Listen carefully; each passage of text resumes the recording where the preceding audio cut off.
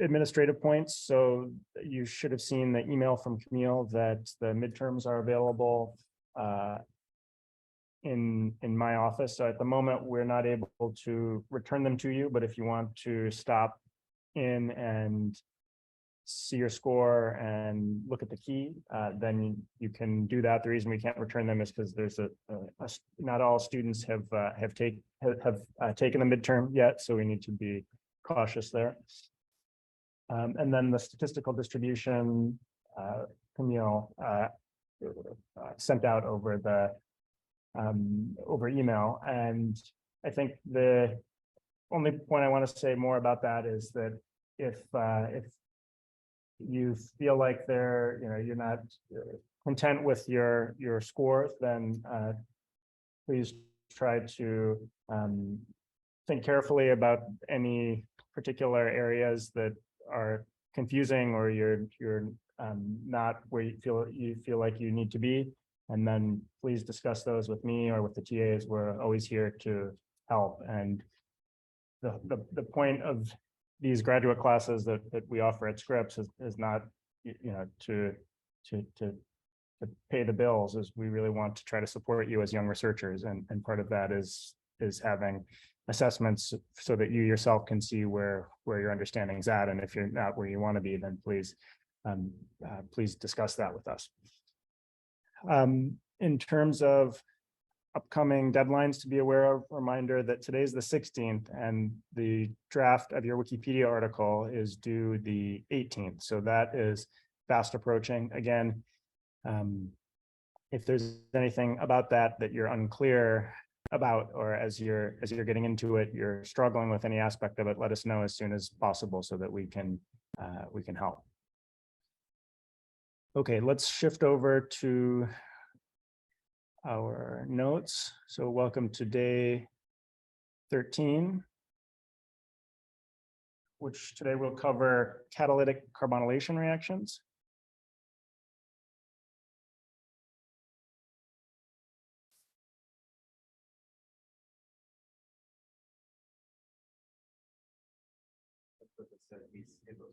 Oh, perfect. So today's lecture, or the theme of today's lecture, I'll introduce by borrowing a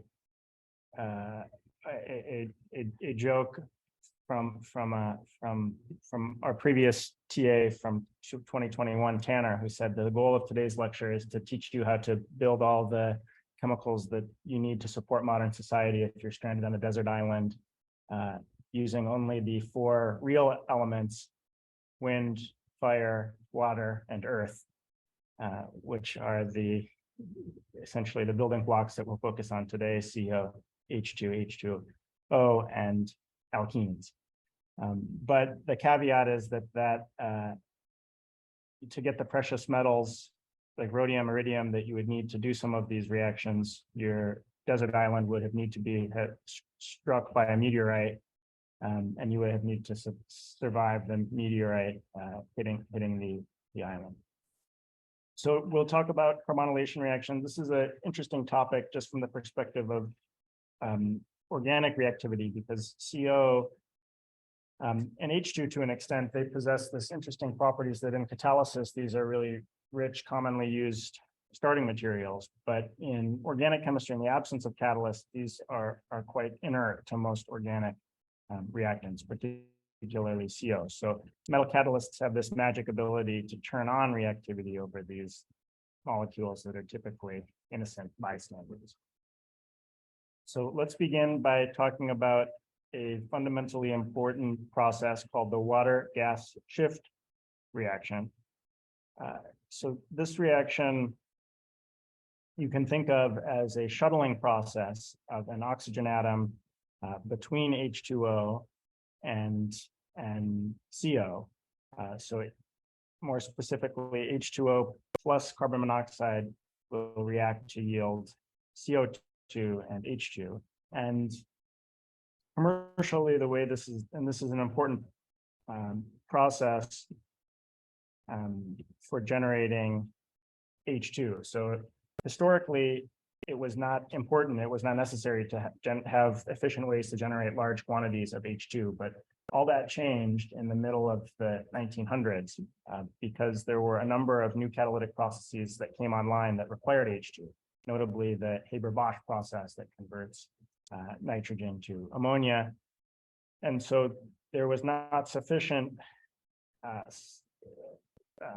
supply lines to meet the demands of H2. At that time, people were using reactions like reacting iron, metallic iron with steam to generate iron oxide and H2. So that was clearly not a path that was going to be sustainable. And so significant research went into developing this process called the water gas shift reaction, which is an equilibrium process. Commercially, it's done using heterogeneous catalysts, but we'll focus on homogeneous catalysts for the purposes of today's class, because that connects more directly into the teachings from previous lectures. And the homogeneous reactions typically operate under basic conditions using CO. And the viable catalysts include ruthenium, tungsten, molybdenum, et cetera. And for an early report on some homogeneous reactions, I direct you to this Jack's paper from the 1970s. Okay, so let's jump into how this process works. So let's consider this tungsten carbonyl complex. And we said we're in aqueous basic conditions. So the first step is going to be some interaction with hydroxide. So Elin, what do you think is going to happen here?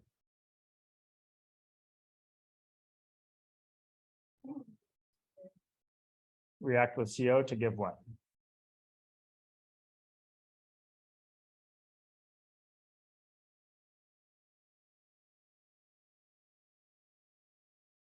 I'll try to color code throughout today's lecture, but if I deviate from the color coding scheme, then I apologize in advance. Overall minus charge. So this is what you had in mind? Okay, and then take us one step further. What could happen? What can happen next? I have a proton here coming into solution. So you have an anionic metal carboxylate species.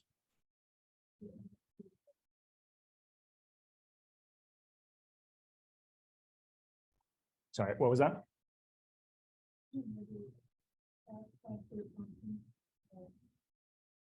It will add to the tungsten to neutralize. So you're talking about something that looks like this to generate tungsten hydride.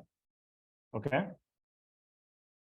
And then the last step, bring us home here. What do you think would happen next?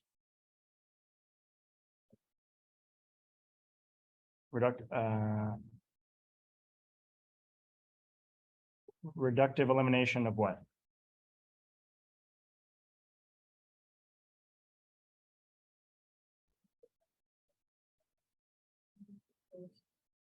Okay, elimination of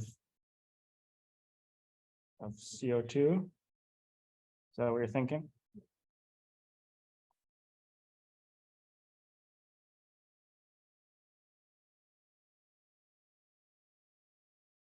And then the organometallic product here is going to be what?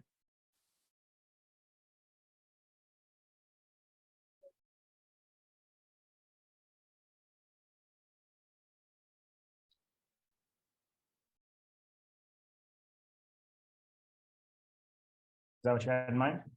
Okay. Anybody have anything different for that? Or thinking about things differently?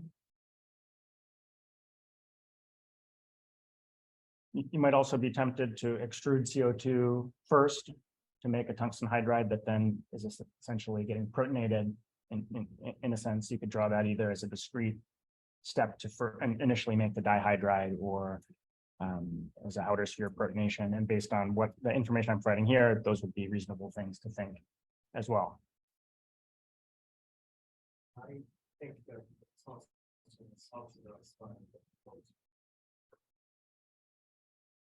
Yeah, that can be viewed as a oxidative addition step to a HX. That's what you're thinking, yeah.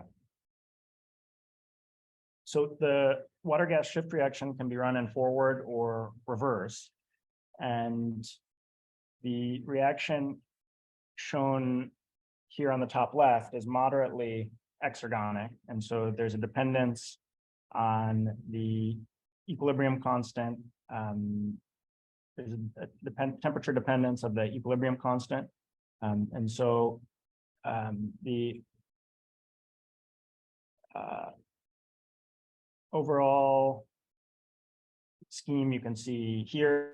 So at higher temperature, the reaction, the equilibrium constant gets smaller, and at lower temperature it's higher. So then you can, I'll leave it to you to think through how you would, what operating conditions you would choose to try to drive this reaction in the forward direction to generate H2. Okay, so we'll come back to this water gas shift reaction as we talk about other carbonylation processes, because it will come up in a few more instances. So let's turn our attention now to the Monsanto acetic acid process. And this is a reaction that allows, so the general scheme is shown here, allows for conversion of methanol to acetic acid. It's essentially a direct insertion process of CO into the carbon-oxygen bond of methanol. Methanol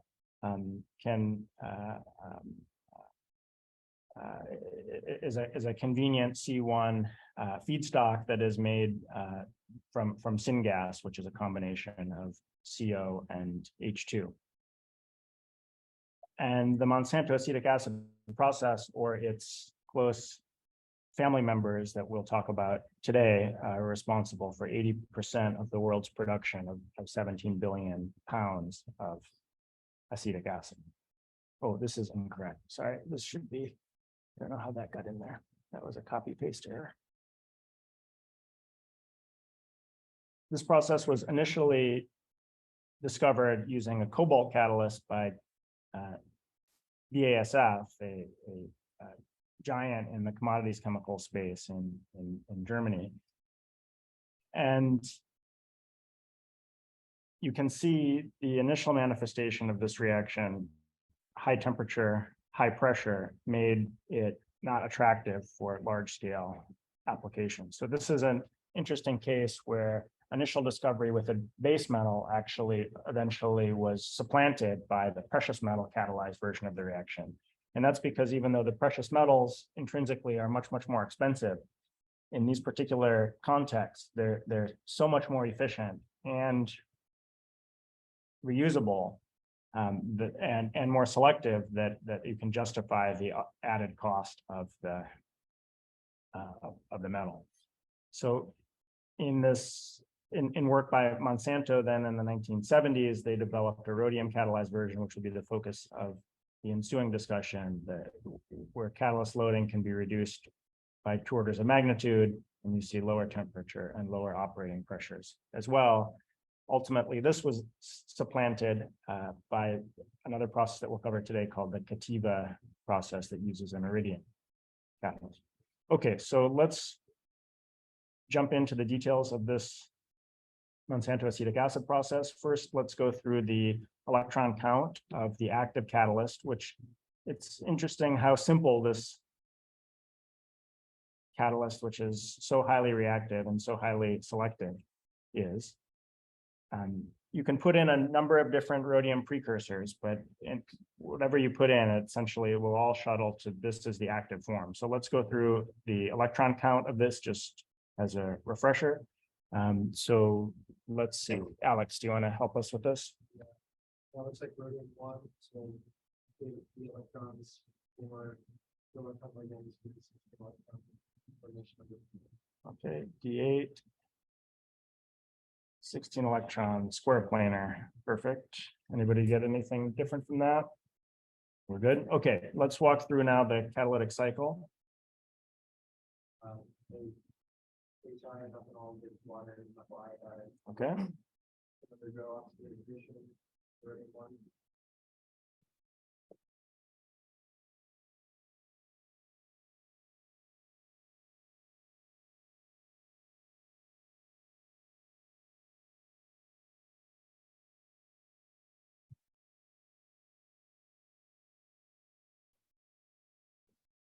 And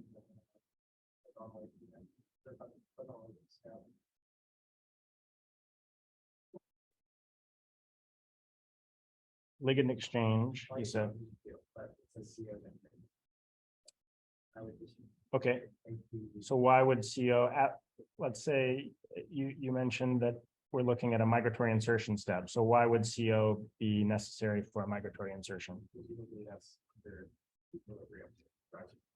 Perfect. Okay. So migratory insertion of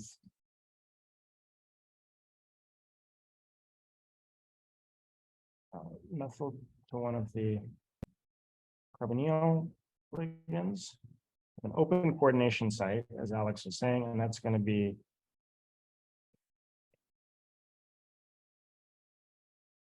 plugged by CO ligand. All right, we're almost home here.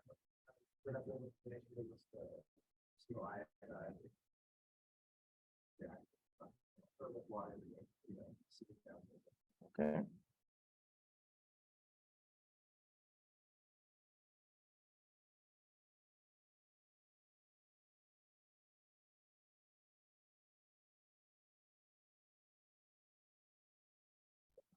Said you need water.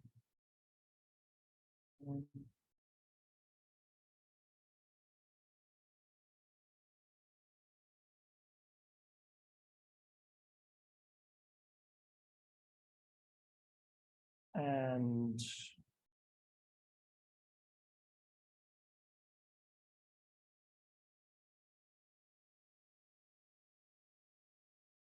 anything that we need to regenerate the active catalyst here, Alex? Ready to go. Okay.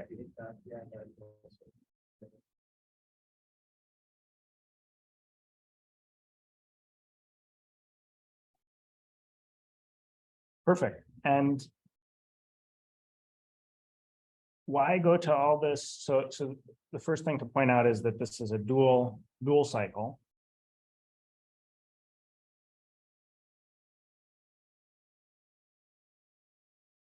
Where the iodide or HI is actually serving as a co-catalyst. So why go to all the trouble to generate methyl iodide in the first place? Why couldn't we just use methanol directly, Alex? Well, Okay.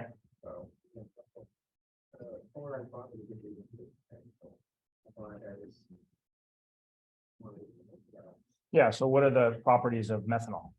You'd say if you're going to treat that with some electrophilic metal acyl, what is that going to do?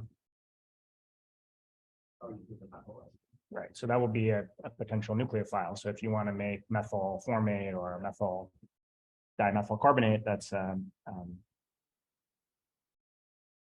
might be a good solution. But effectively, the HI here is an Engle strategy. Is part of an Engle strategy. Okay, in terms of some mechanistic features, this reaction is overall second order. And I think this makes sense. If you think it's a dual catalytic cycle, then probably the intersection point at which one catalytic cycle interacts with the other catalytic cycle, because of the concentrations of the intermediates involved, that's very likely to be the turnover limiting step. And so what individual step based on this rate law would we expect to be, based on this rate law, what would we expect to be the turnover limiting step? Wenji, what do you think?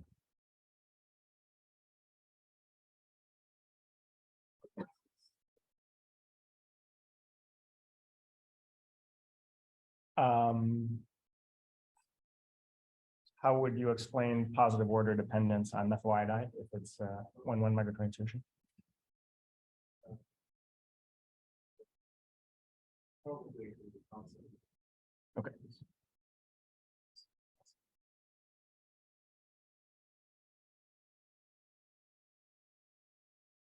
So turnover limiting step will be oxidative addition. And really, another point I want to make here is that I draw this rate dependence as methyl iodide concentration, but because this is really just rate dependence on iodide, not radical iodide. And the iodide happens to be existing as its resting state is methyl iodide. So just for ease of visualization, I have it shown that way. But this is effectively a dual catalytic cycle where the rate dependence is collision of those two cycles. And so the important thing here is it's independent of CO concentration. So it's not the case where you can just charge in more CO and get the reaction to go faster. And one of the features or bugs of this reaction, depending on your perspective, is that the reaction requires a substantial amount of H2. Okay, so let's talk about now with a little bit more mechanistic nuance how this reaction is working and what some of the key intermediates that have been observed or are isoluble in this reaction. So we talked about this initial step of oxidative addition to methyl iodide, and in a minute we'll discuss more the mechanism of that oxidative addition step. And then, as Alex pointed out, the next step that will take place is a migratory insertion to give an open coordination site. And so if this, in studies to understand this reaction stoichiometrically, if CO is excluded here, then this open coordination site species, drawn here, can actually dimerize. We know that halogens love to form mu2 bridging species, and indeed that can be formed here. So two of these open coordination site species can combine, and this intermediate can actually be characterized by X-ray. It is likely not catalytically relevant or likely to be an off-cycle species if it is formed at all under catalytic conditions. If instead you expose this intermediate to CO, and this process turns out to be reversible, so if you expose to CO and then apply vacuum, you can shift where this equilibrium lies, then we can fill that open coordination site, as Alex pointed out to us, and then monitor this further as it undergoes CI reductive elimination to regenerate the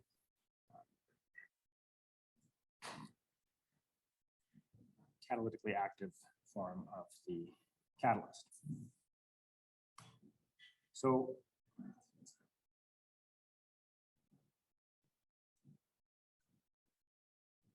one interesting observation that has been made during the course of these mechanistic studies is that the anionic form of the catalyst is significantly more reactive in this oxidative addition step than is the a neutral form. So here the ligands are triphenyl arsenide, which is a close relative, close cousin to triphenyl phosphine, triphenyl arsenine, I should have said. And this complex is significantly slower, you can see, by 5 orders of magnitude in oxidation. So why might that be? SN2 type oxidative addition. Okay, and why is the anionic form more nucleophilic? Or, well, it's the same electron count, but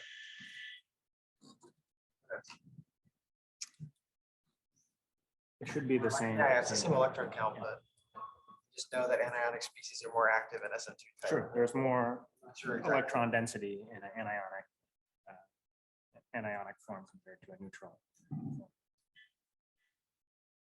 So you might be thinking that triphenylarsine is a relatively good sigma donor. That's true, but iodide is also a good sigma donor, and this ends up being compensated here, swapping one of the triphenylarsenides for a CO because of the anionic character, as Alex pointed out. These are really supercharged for oxidative addition, and Alex helped us anticipate the next question, which is the mechanism of the oxidative addition. So one of the signaling elements that it could be SN2 type is this reactivity trend shown here. Does anyone else notice any features of this reaction that would point to an SN2 type pathway? And then maybe how would you, if you were concerned that this might be concerted or radical, what are some ways that you might probe that?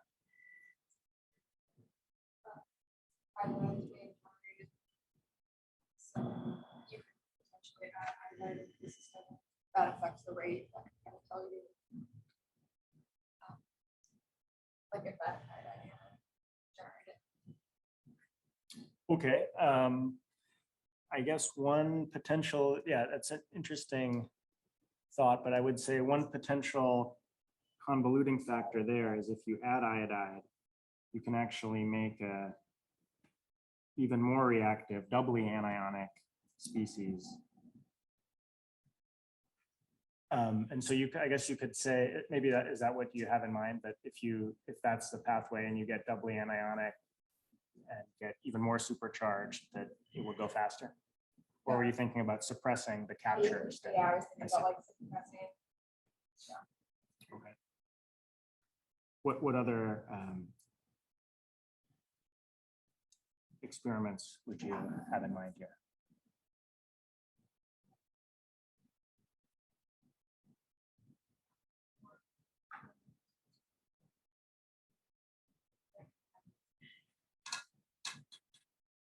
See if it's like an outer sphere electron type. Okay, so if you're concerned that it's radical, then you could use like a radical clock or something. Is that what you have in mind?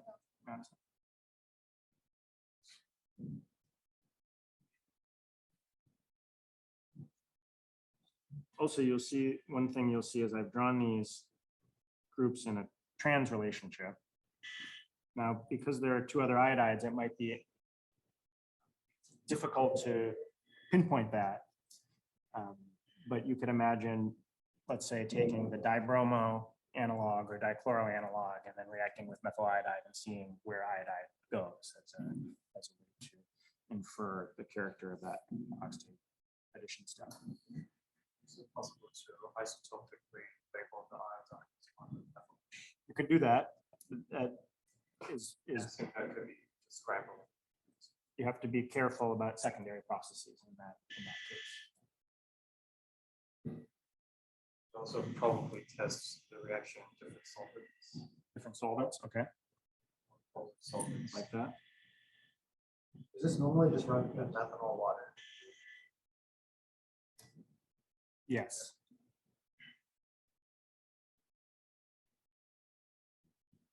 And then you could also think about using, let's say, the methyl tosylate. We said that tosylate is a good electrophile in oxidative additions that are closed shell SN2 type, but poor one in radical base processes.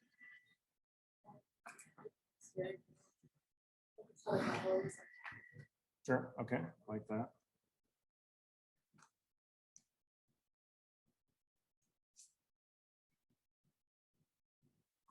So if it's radical, what would you expect, Madison?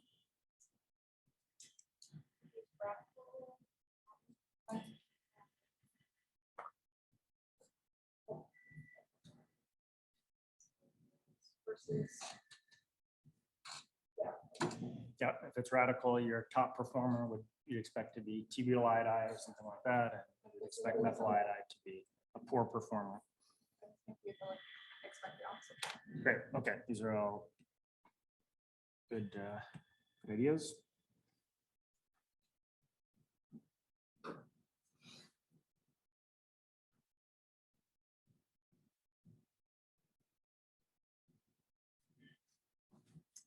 Okay, let's talk about now some potential side reactions and catalyst deactivation pathways. And remember that this is a process to make commodity chemicals here. The profit margins are extremely narrow. So catalytic efficiency is the whole name of the game. And the catalyst deactivation processes are essentially as important to understand and to avoid as the on-cycle processes. So let's consider some things that can go wrong here.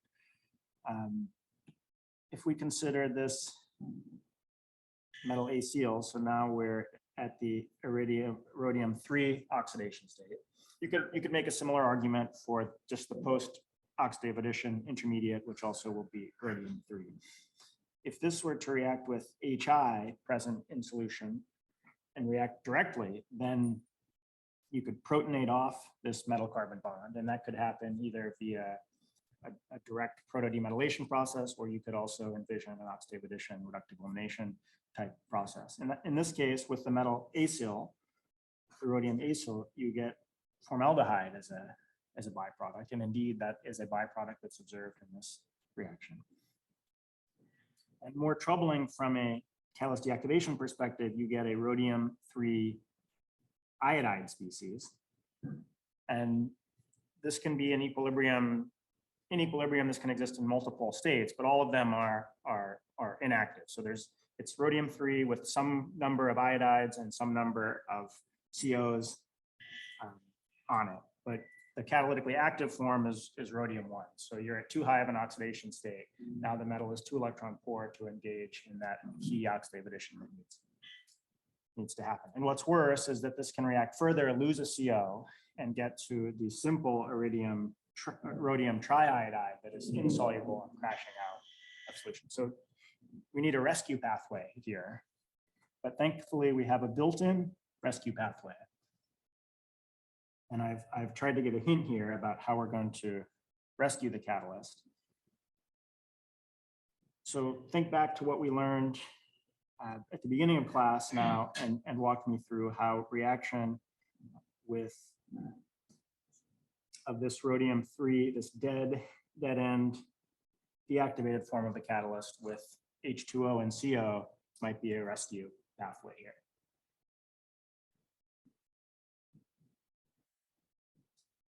Water gas shift. Aha. So what are we won't go through the mechanism again, but what would be the products here of a water gas shift? CO2 and H2. We have, okay, let's just draw it. Get the catalyst here. So now we're going to get back to rhodium 1. We're going to get back to our active form of the catalyst.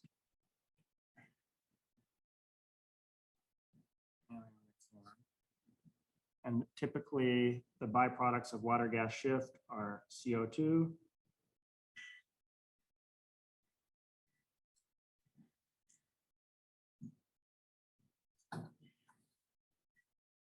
and water and H2. And then in this case, the H2, just to balance stoichiometry, we're going to need to the H2 is going to be lost in the form of HI. Which if you want to think about how to push electrons there, you can imagine reductive elimination of HI from a rhodium 3 center. So the presence of water provides this opportunity for a rescue process, but then you have some disadvantages, which is that now you have all this water that you need to remove from your product stream. The product itself is acetic acid, so now you have to build in a purification, essentially a distillation, to remove water from your product stream. And we also have now a new byproduct that we're generating in this reaction, which intrinsically looks fully atom economical, methanol to acetic acid, but now 15% of the CO is being lost in the form of CO2 to constantly fight against this catalyst deactivation process.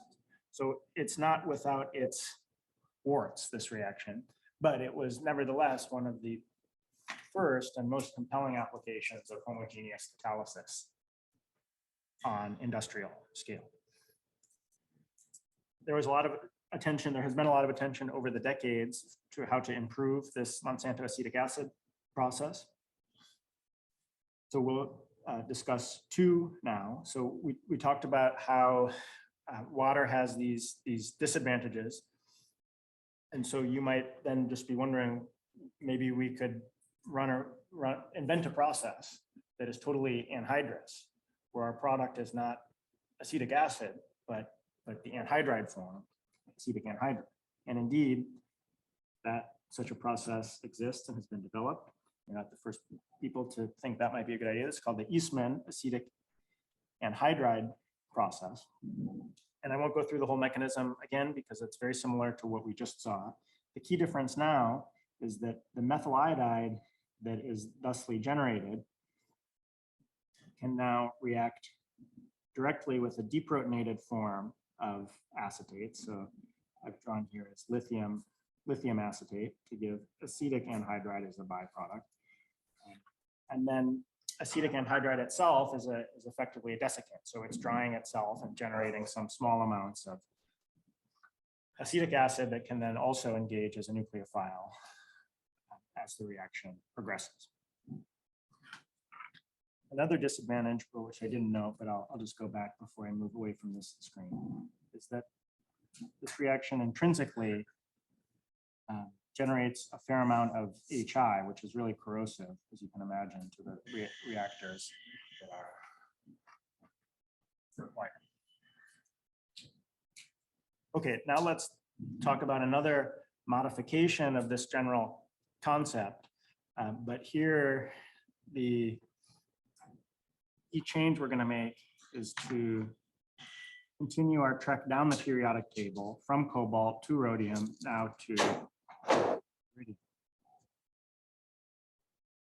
And this is called the BP Kativa process. I won't draw out a full cycle here. I think the Cliff Notes version is that this is more mechanistically complex. The kinetic behavior is a bit different. We'll just focus on some of the key features that exploit principles that we've covered in class to drive this process forward. So now we're making this switch where our active catalyst is no longer rhodium, but iridium. What might we expect a priori then as we go from a second row metal to a third row metal? Well, we know that the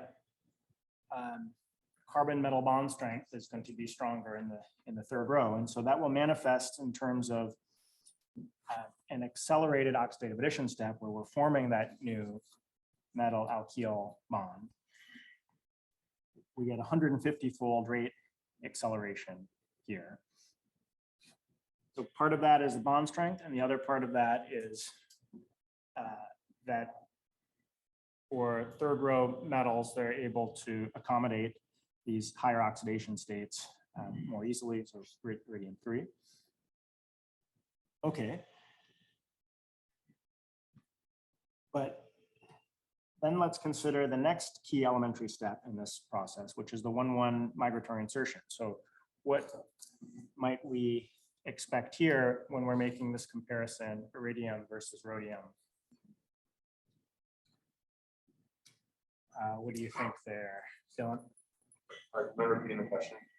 So we saw that oxidative addition is faster with iridium compared to rhodium. And now let's consider migratory insertion. The next step, would we expect that to be faster or slower with iridium compared to rhodium? I would think it would be faster as well. Why not?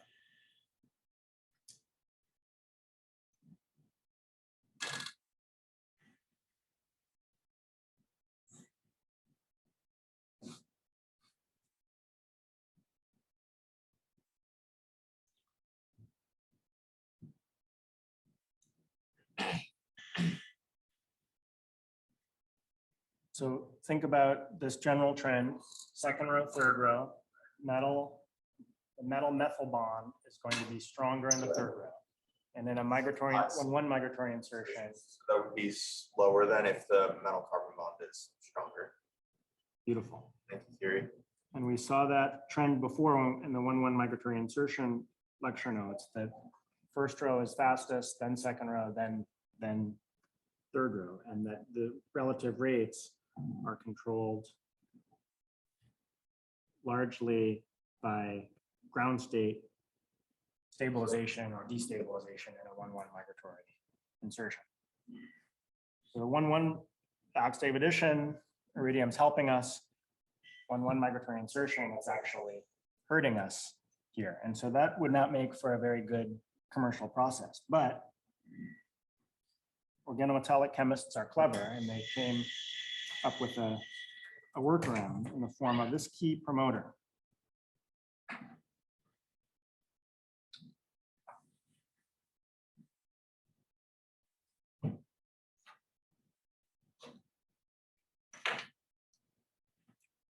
A ruthenium tetracarbonyl diiodide complex, which is able to scavenge iodide. And so let me use a different color.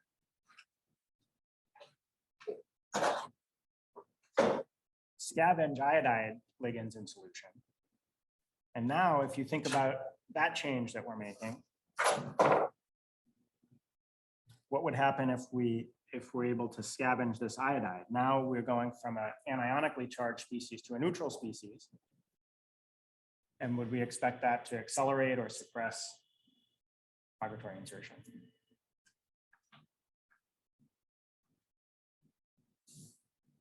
Wenji, you look contemplative. What do you think? This is. Okay, why? Since you're having control methods. My guess is that the ground state or destabilize.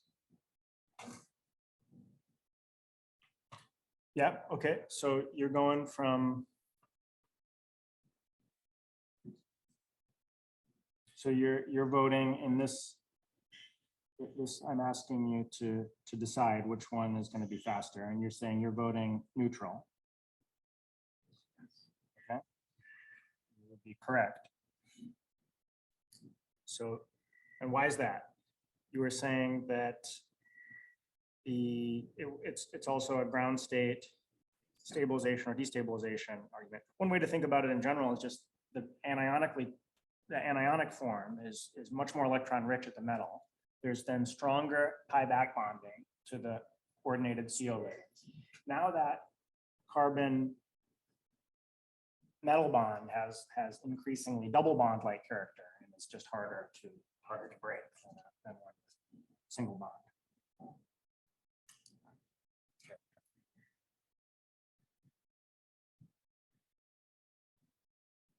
Good. Any questions on that?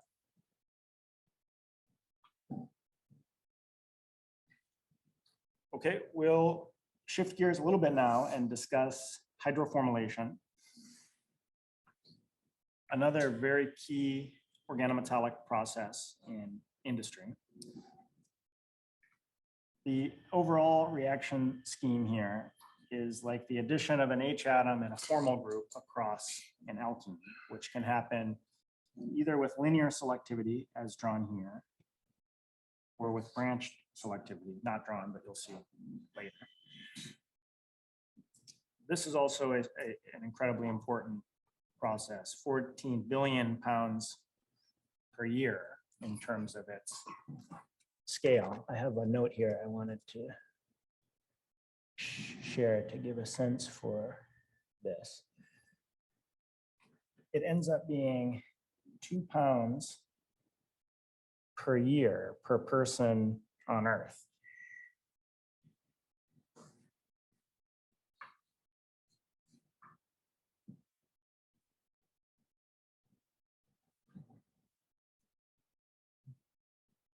And you might think to yourself, well, how's that possible? I don't use 2 pounds of aldehyde.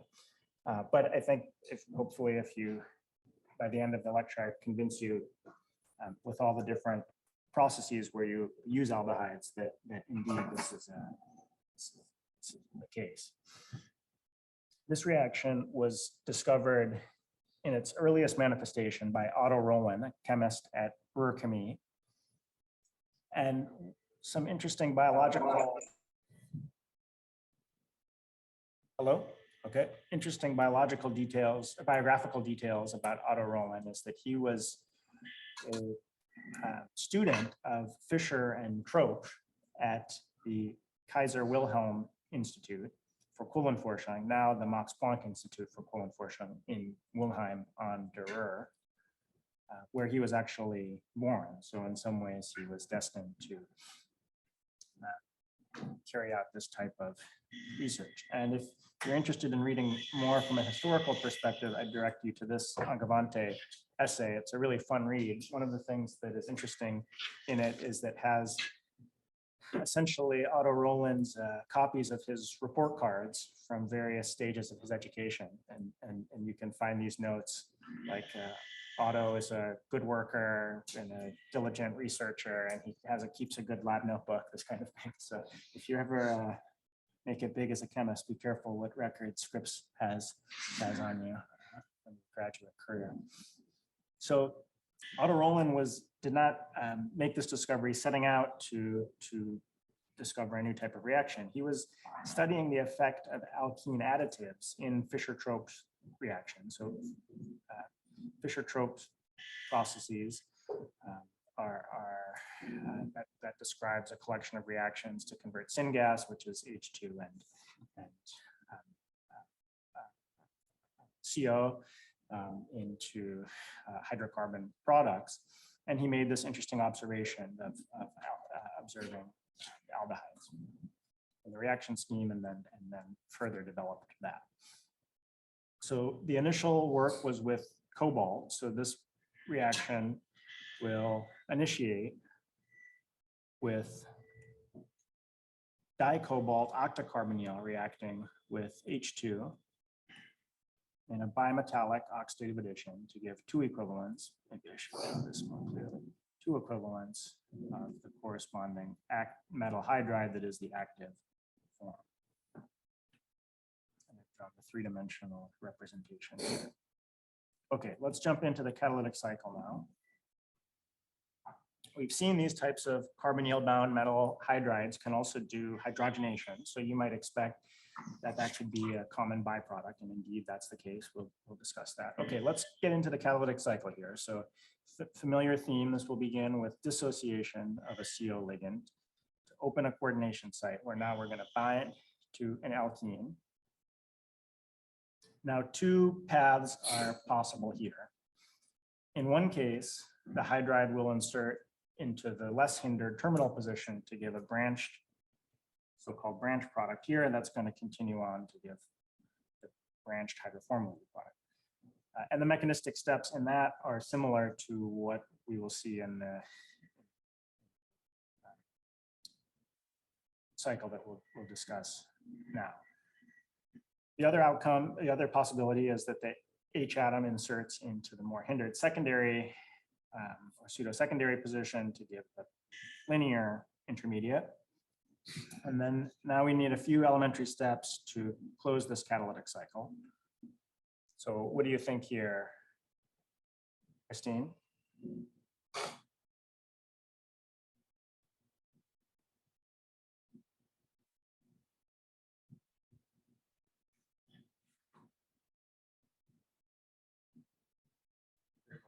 Can I ask a question? Please do, yeah. Why does the CO trans to the hydride, which is a stronger trans effector, not come off? Or is this just the productive cycle? Obviously, if you put a trans to the hydride, you have a problem with reactivity. Yeah, I think you anticipated the answer to your own question, which is that you could draw that dissociation event also, but then you'll have your two reacting groups in a trans relationship.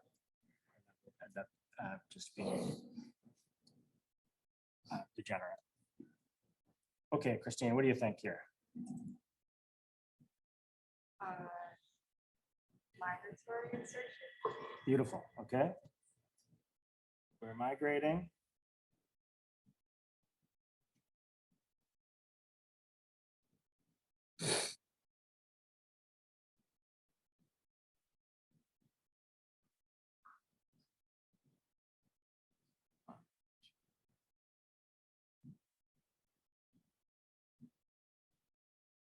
Tell me if I draw the wrong number of carbons here. Okay, so let's now first continue this to close the cycle. What's going to happen now?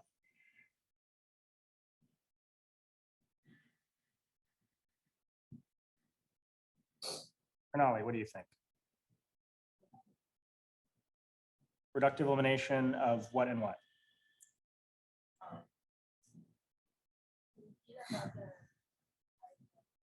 Aha, okay, and what is the hydride source that we haven't had come in yet? It's just hydrogen. Aha, beautiful. We've got it set up here. Oh, what did I do? We have something coming in, that's going to be hydrogen. Pranali hit the nail on the head. We need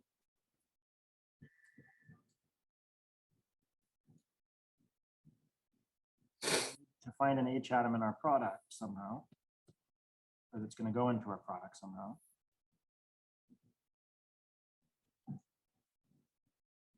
And in reality, this is happening in a two-step process. It's forming initially that encounter complex, that sigma complex, and then oxidatively adding, but I'm just drawing it directly oxidatively adding. So now we have a cobalt dihydride. That's going to give us out, and Pranali already told us what was going to happen next. We're going to have reductive elimination.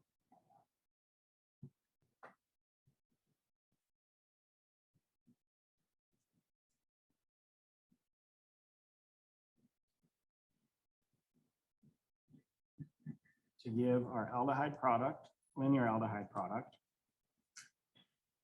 And now look, we're perfectly set up here. We've got one hydride on the metal that can initiate, again, that hydrometallation step. And we have nicely have 3 CO ligands.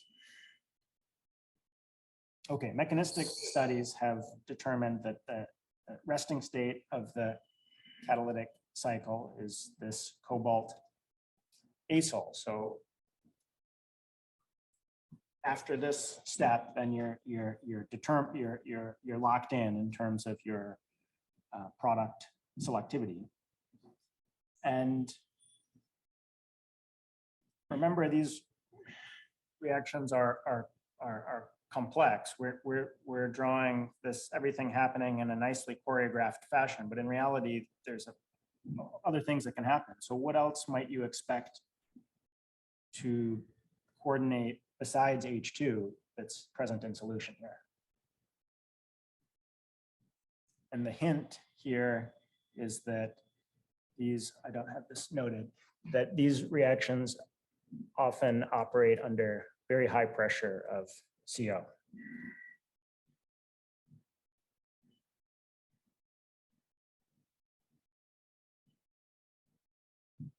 So you can, in fact, coordinate CO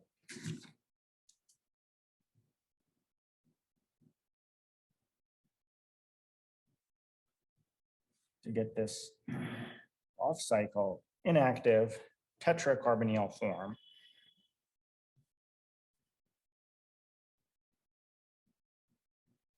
And this will end up manifesting in terms of negative order dependence on CO pressure.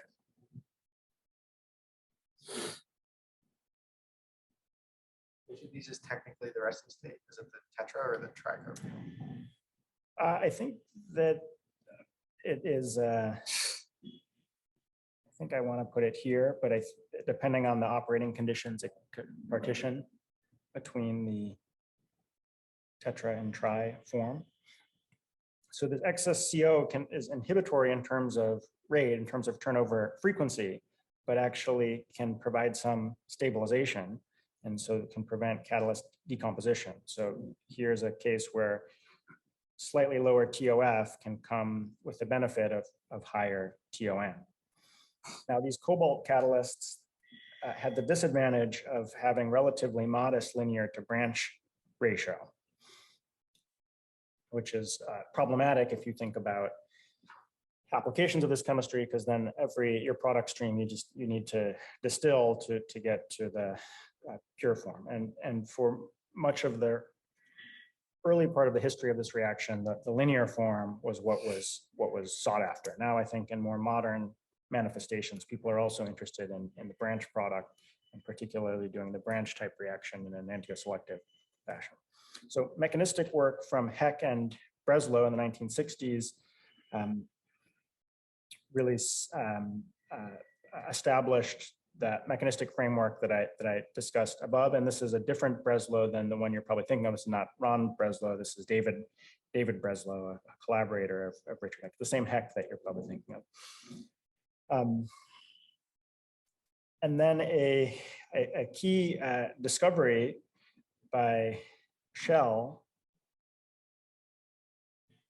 was how to address this issue of relatively modest linear to branch ratio. And so the Shell team found that the addition of a phosphine ligand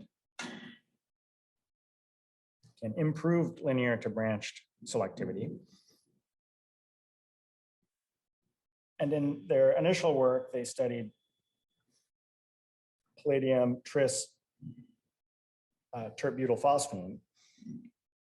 This had the disadvantage for them of actually being somewhat volatile. So you can imagine that, again, in these product streams, the way that they're purifying is distillation. And so if you're performing a distillation, you're distilling off your ligand, that's problematic. You'd want something that's heavier that can persist, that has a much higher boiling point and lower vapor pressure than your product. And so they eventually came to alternative phosphine ligands like the one shown here that are much higher boiling. This is important as well within the broader themes of the class, because it's one of the powerful examples of how ligand control can have a significant impact in perturbing product selectivity.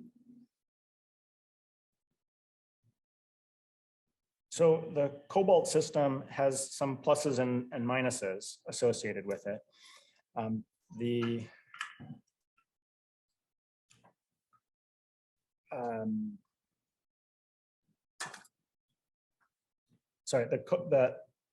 let me rephrase that. The phosphine ligated cobalt-based system has some pluses and minuses associated with it as a commercial process. So the phosphine ligands serve to increase the metal carbonyl bond strength, which is useful for catalyst stability. They allow the reaction to proceed with reduced operating pressure and give higher linear to branch ratio, but it does have some disadvantages, slows down the reaction rate, and introduces some side reactions, including direct hydrogenation of the alkene. We've talked about how some of these same pre-catalysts that we use for hydroformylation can be used in hydrogenation. And the product itself, which is an aldehyde, intrinsically electrophilic, can react further under the reaction conditions by getting reduced to the corresponding primary alcohol. I have that listed here as a disadvantage, but actually, if you're clever, you can turn a bug into a feature. And the chemists at Shell indeed were clever and developed a telescope process where they could take mixtures of long chain alkenes that were derived from SHOP, which is the Shell higher olefin process, a form of metathesis. They can take their SHOP stream, subject it to chain walking alkene migration to ultimately get a terminal metal alkyl species that then they can hydroformylate and then reduce in situ to get primary alcohols, which are useful. useful. How exactly does a monodentate ligand manifest the linear branch ratio?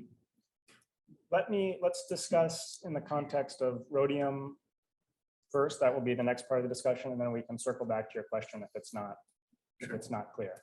I think that some of this discussion is historical. Now you're probably anticipating the next development, which is the use of bidentate ligands, which are far more effective in controlling linear to branched ratio. So again, a somewhat common theme here: initial discovery with a base metal catalyst, and then the version of this reaction that we use now that has come to dominate particularly commercial applications is the rhodium catalyzed form, because it offers so many advantages: faster, higher selectivity, better tunability with ligands. And so the rhodium version of this reaction was developed by chemist Pruitt at Union Carbide in the 1970s.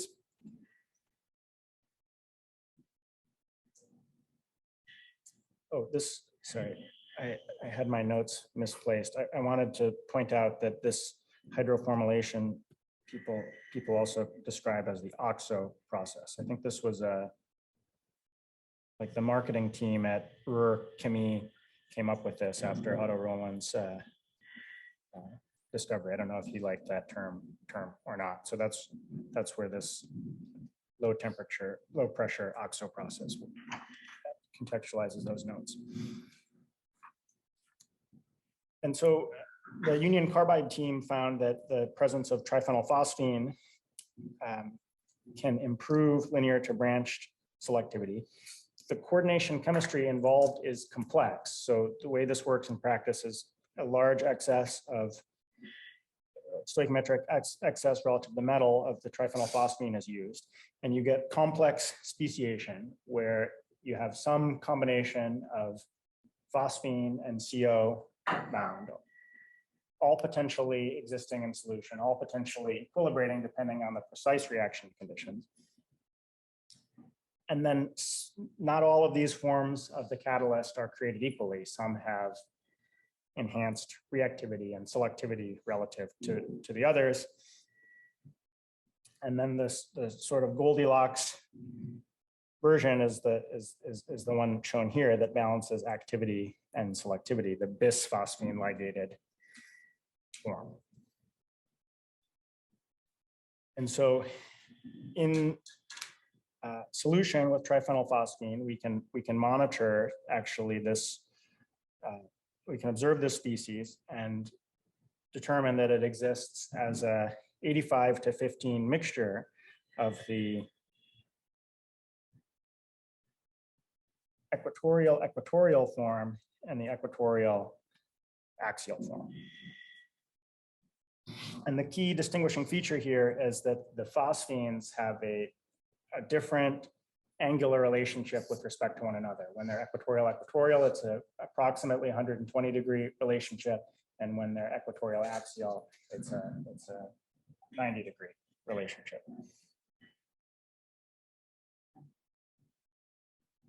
And so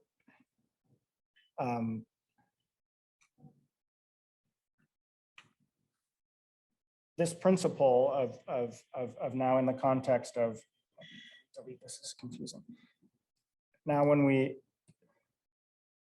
think about transitioning to bisphosphine ligands, there's an opportunity here to tune the preferential coordination of equatorial versus equatorial axial based on the angle here, which now touches back to the concept from the previous class. Okay, let's jump out now to problem of the day number 1.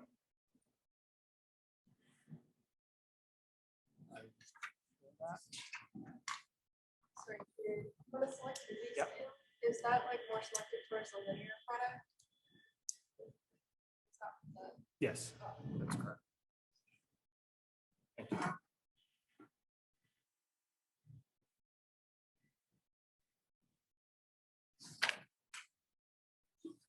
Okay, so now here we have a series of, we able to see this? Okay.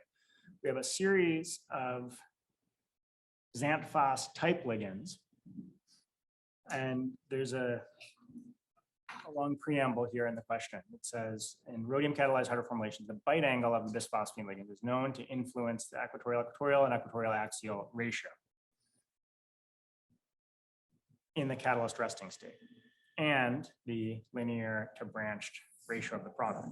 So within this ligand series, based on your mechanistic understanding, predict whether wide or a narrow bite angle will favor the linear product, and whether there's a relationship between the EEA ratio and the linear to branch ratio. So let's take a couple minutes to think that through and discuss with a neighbor, and then we'll discuss the class.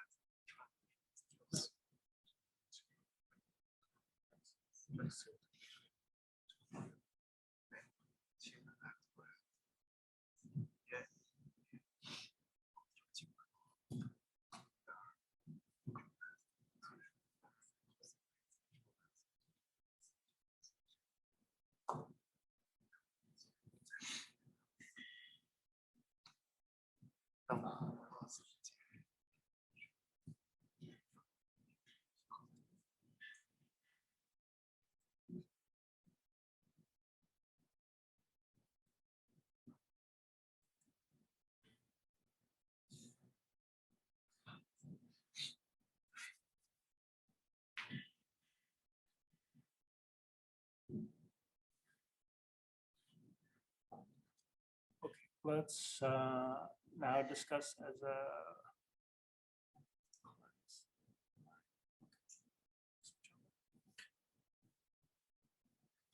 okay, what do we think for part A? Juntao.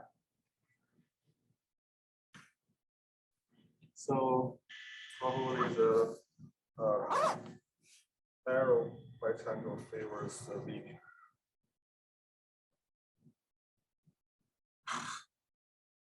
Higher bite angle favors the linear product. Is that what you said? Yes, okay. And why do you think that? Could you give us a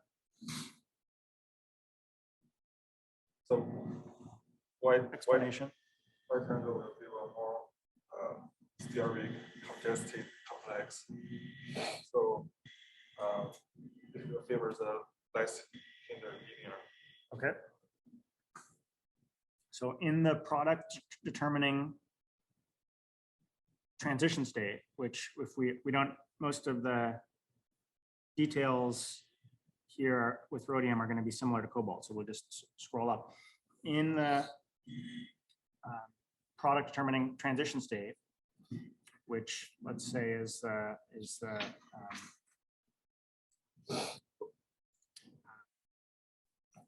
productive elimination, then maximum steric hindrance will sort of squeeze out the linear form compared to the branch form. Okay, whoops, I went too far. And then what about for the equatorial axial ratio? Part B. I think the wide triangle will favor the equatorial one because right angle is it's closer to 120 degrees. Okay. Anybody have a different? And then how does that, the other question is, how would that relate to the product ratio?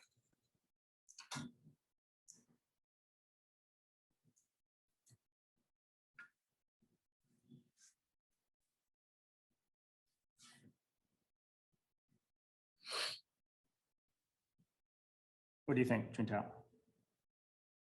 Or maybe the wide right angle will favor the equatorial axial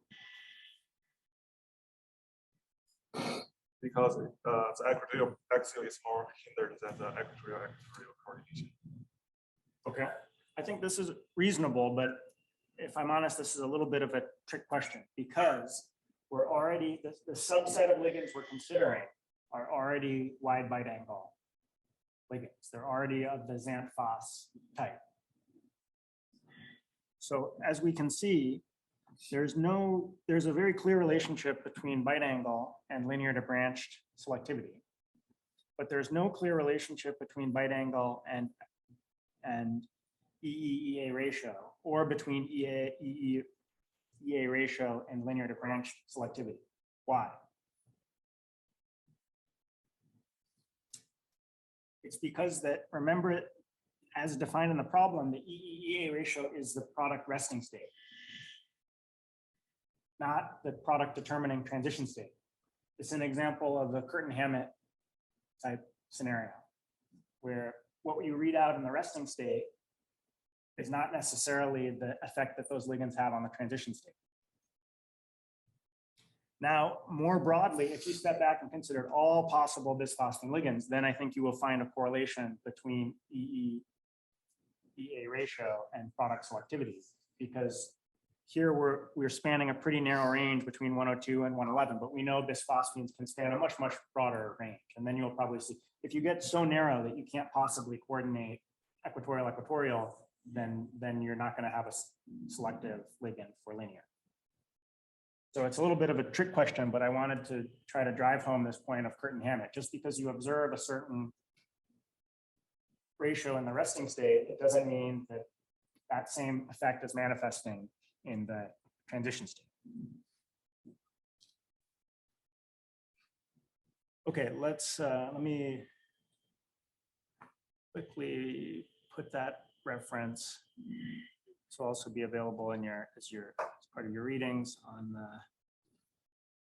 This is from Van Leeuwen, who's a leader in this.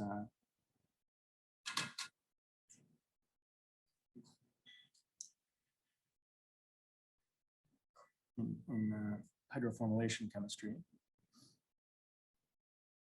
has been for many years. Okay, very good. So now we can look at this, some of these trends more broadly outside of the Xanth-Foss series. And we can see that these extremely wide bite angle ligands like Bisbee here offer very high linear to branch selectivity and rhodium catalyzed hydroformylation, and much higher than what can be achieved through simply adding more spacers, for example, into the DPP-M, DPP-E type scaffold.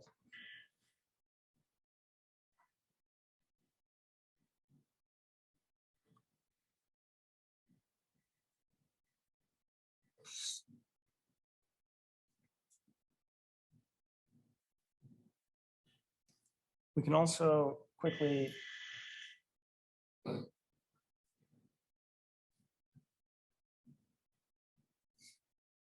orient ourselves in terms of relative reactivity of different alkene substitution patterns.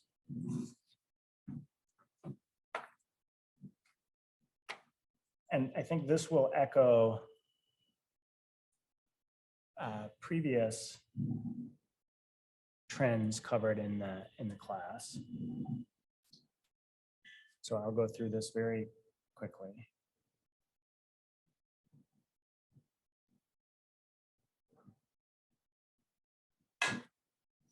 As we increase steric hindrance, no surprise, rates go down.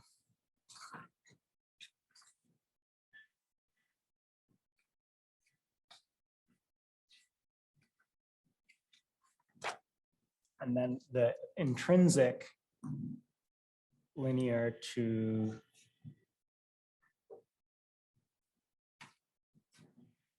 let me just leave it at that. Okay.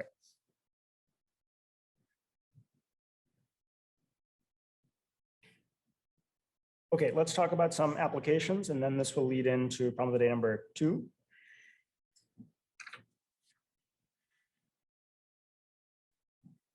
Hydroformylation is used for a number of commodity chemical applications. One prominent one is fragrances, where I think we're all familiar with the distinct smell that aldehydes have.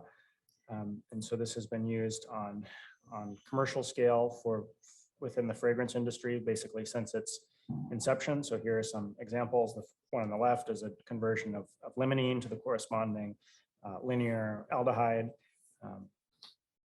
And applications of enantioselective hydroformylation, even with modest EE, can be very impactful in terms of the fragrance profile, although this is way outside of my expertise. And so there's an example here of fluorohydral where that's the case.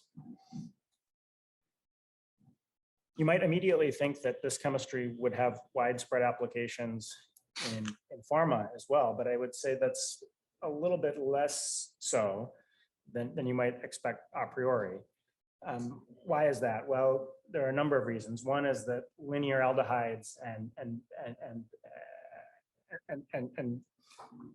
linear chain compounds are not necessarily privileged motifs in drug discovery because they're very conformationally flexible, they're very lipophilic, those aren't super desirable properties. Also has to do with the some of the extreme operating conditions that are required for hydroformylation. Not extreme by commodity chemical standards, but probably extreme by pharma process standards. High temperature, pressure, and then distillation of products from the catalysts. But there are some applications of hydroformylation in pharma. So here's an early one, synthesis of vitamin A acetate, and you can read about others in this Angavante review. It's dated now, but it's a nice, I think still a nice survey of showing how to synthesize various building blocks of natural products, drugs, et cetera. And so here's the key disconnection here. We break this, one of the central double bonds of the tetraene via a Wittig type disconnection, bringing us back to conjugated enal. And then retrosynthetically, we build in a leaving group that we're going to eliminate to generate that unit of unsaturation in the enal. And then you see how that nicely maps on to alkene feedstock that we can hydroformylate as the key step. And this is an example of we've talked about the importance of linear selectivity. This is an example actually where the branch product is the one that's desirable, and presumably the acetate groups are playing a role in allowing the branch product to be the major product through substrate directivity, through forming a stable chelate structure. Okay, let's now talk about another application of hydroformylation in commodity chemicals, which is in total synthesis. So this will probably be the most retrosynthesis we ever do in this class. It's a choose your own adventure to make this molecule, DEHP. DEHP is a plasticizer. It's used together with PVC blends. And the question asks you to synthesize it from only aromatic feedstocks and from C3 or below feedstocks. And a hint is that you're probably going to want to do one hydroformylation at least. So take a minute and I think there are many right answers here. So don't feel like you're locked into just doing it one way. So let's take a couple minutes to think about that, and then we'll discuss what you came up with as a class.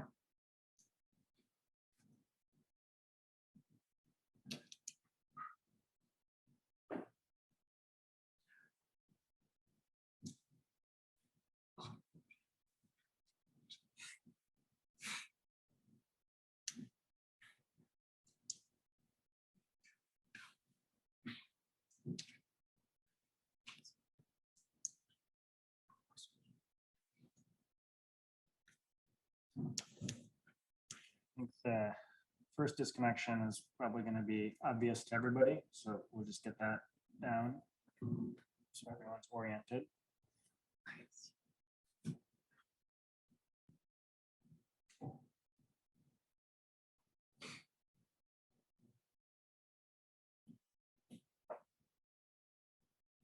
Get back to phthalic anhydride and the corresponding primary alcohol. All right, now give me some, this is still not far back enough. So give me a synthesis of phthalic anhydride. Changhua? I'll start with butene and to propene and to hydroformylation and butane, and then to maybe alpha deprotonation quenched by a propyl electrophile. Okay, I see. Propene, hydroformylation, and then, so are you talking about the top one or the bottom one? Other one. Oh, okay, sorry. What about the top one? That's what I was asking about, phthalic anhydride. We'll come back to what you had for the second one. Take it back one more step. Where does this come from? I said Aldrich is not the right answer. Okay, where does the diacid come from? All chemicals have to be made from fire, earth, wind, and water.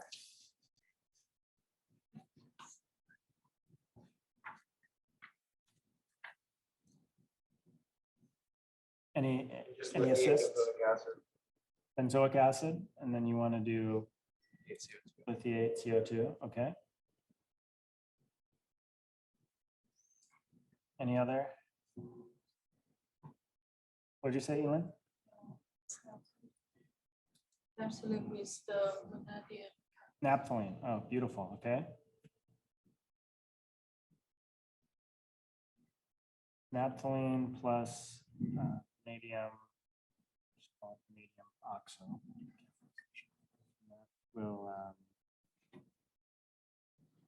essentially do a double oxidation of those double bonds. Successive oxidation. Any other? Also along these themes of strong oxidants, orthoxylene is another good one. Okay, and then Shenghua, you had an answer for this one, but I was disoriented. So we wanted to do propene. Yes. You're going to hydroform. I was going to forward direction here. You're going to hydroformulate this. Tell me if I've got this right. And then And then deprotonate the alpha position and trapped by a propyl electron. okay, then you're going to aldol this.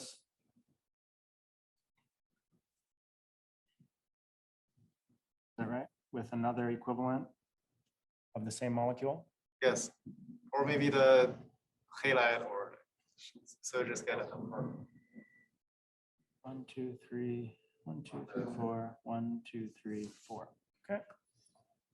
And you reduce. And then you reduce with global reduction, and you're on your way.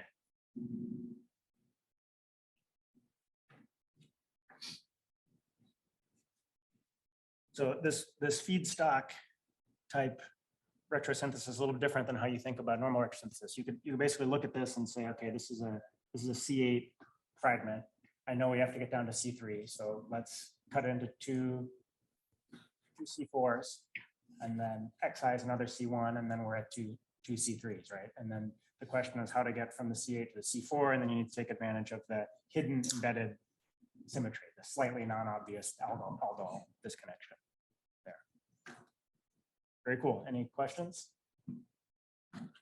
Okay, we'll go through the remaining notes quickly here. I'm not 100% sure about how the timing will work out. As I said, if you need to leave, then feel free to leave. I'm sorry for the technological issues. We don't have too much left to go. Enantioselective versions of hydroformylation are important. This has been an active area of study for several decades. You can imagine, like with a 1,1 disubstitute alkene, linear or branched hydroformylations can give chiral products. But most often when we're talking about enantioselective hydroformylations, we're talking about reactions that are first selective for the branch product and then also selective for a single enantiomer of the branched product. And so some of the tricks that have been played to favor formation of the branched product are using electronically activated substrates. We've covered that before, why that's the case. If you use styrene as your substrate, why you might favor branch selectivity in a hydrometallation. Or using substrates with direct inverts. We saw that as an example in the vitamin A acetate synthesis. Actually, in terms of how this manifests in synthesis, hydroformylation has been used for enantioselective syntheses of ibuprofen and naproxen. The initial work was done by Stille in the 1980s, so you can see how this nicely maps back to styrene starting materials. Now, in practice, those styrene starting materials are not so simple or trivial that this chemistry is economically viable on scale, but I think for the proof of principle it's still very interesting. And in this case, the reaction was done by the platinum catalyst shown using the bisphosphine that's proline derived. With rhodium, there have been several different families of catalysts that have been developed for enantioselective hydroformylation. I've just highlighted two that are particularly important here. There's the binap-phos architecture, which blends structural features of phenol binap and has a phosphite, phosphine, inequivalent PP coordination developed by Nozaki and Takaya, and the diazophospholine family developed by Clark Landis at the University of Wisconsin. Key point here is not to remember these structures, but just know that progress has been made in enantioselective catalysis for hydroformylation and see some examples of ligands that work for these purposes. You see, one of the key points is that the ligands that are good here are somewhat different than what we see with hydrogenation because of the different elementary steps and where selectivity is determined in these steps. Okay, now a few quick hitters that I won't spend much time on because it's just rehashing concepts that we've already covered. Hydroaminomethylation, this is also a very important reaction for making primary amine products. There's not much new here compared to what we've already covered. the only difference is that now we have an amine present in the reaction mixture. And thus, as we generate the aldehyde, it's condensed to form an imine and or iminium, an imine or an iminium/enamine that then can get reduced. And so it's just telescoping one additional step of reductive amination and taking advantage of having H2 present in the reaction mixture. This was identified very early on, 1950s, by Walter Reppe, also at BASF, also with cobalt, and then developed further with rhodium. Powerful industrial method for making primary amines. And then the last type of reaction we'll talk about are a family of reactions that are largely carried out with palladium, and these are called hydrocarboxylations, or I think in the literature what people mostly refer to them as, and I don't really get this terminology, but they'll call them alkoxy carbonylations. To me, that would be like adding an alkoxy group and a carbonyl group at the 1,2 position, but that's what they call it, and that it's just the whole field, and I'm not going to be the one to get them to change the name. So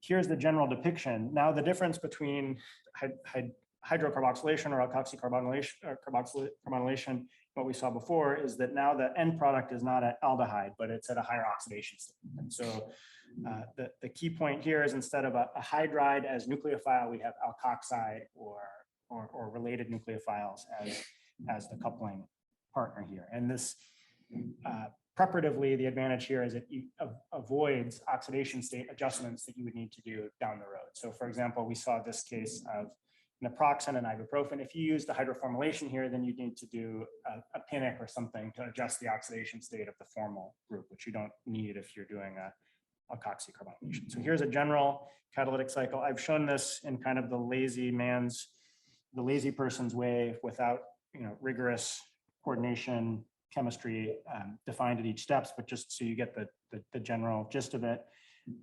The catalysts that are used here are low valent palladium 0. They're capable of oxidatively adding into HX to generate a palladium hydride that can then undergo hydrometallation, CO coordination. Similar story to what we saw before in migratory insertion. Now we make an acyl palladium, and this is capable of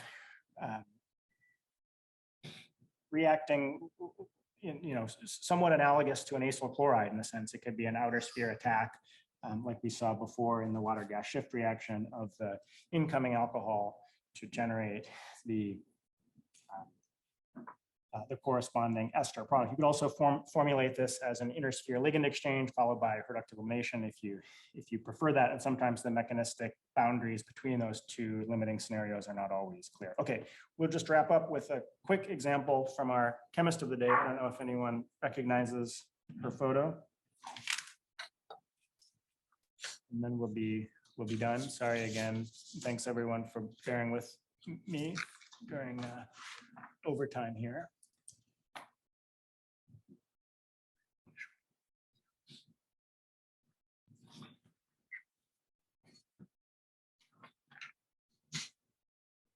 Any takers?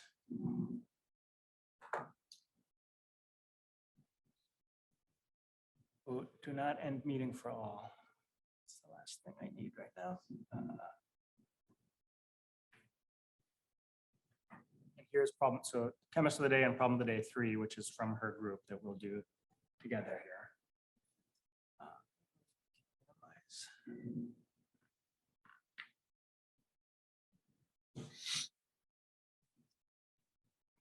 Okay, so take a minute to think about that.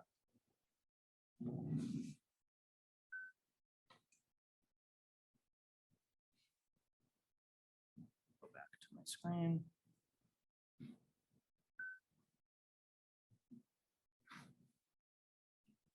Chemist of the day is Ivana Fleischer, one of the modern leaders of this wave of interest in alkoxy carbonylations and related reactions. And she's at Tübingen, Germany.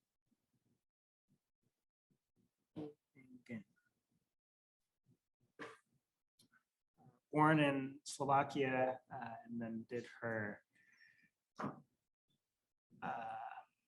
PhD with Andreas Foltz in Basel. Joined the lab of Matthias Beller, where she got highly interested in carbonylation reactions at Leibniz Institute for Catalysis and Rorschach, one of the leading centers for carbonylation reactions in the world, and initiated her independent career about 10 years ago. Okay, so walk us through what's going to happen in this reaction. Anybody? Yeah, I think it's just like the crazy looking formamide. I think it's just a CO source. Okay. And so I think you just get the branch like thioester. So this is the N-formal saccharin, as you said, in the presence of base and DMF. This is actually done in a different compartment as a way of generating CO, and then they charge from one vessel to the next. Just a convenient, solid. The key point is it's a solid CO source, and particularly when you need labeled, radio-labeled CO, C13. And this is a good way to get it. And then the product you said just as drawn above. Is that what I heard? What was the product? Yeah, I like it. Branch because it's a styrene. Branch because it's a styrene, and the corresponding thioester. Mechanistically, pretty much the same story. The only twist here is that we have this unusual looking CO surrogate. And of course, there's a lot to this project. Oh, I misdrew this. One of these should be including selection of this non-obvious ligand, and then selection of this non-obvious acid co-catalyst. But the point of this example is to show that intrinsically this is not limited to alkoxynucleophiles. You can have thiols as nucleophiles, you can have amines as nucleophiles. It's a relatively versatile platform. Okay, that will wrap things up for today.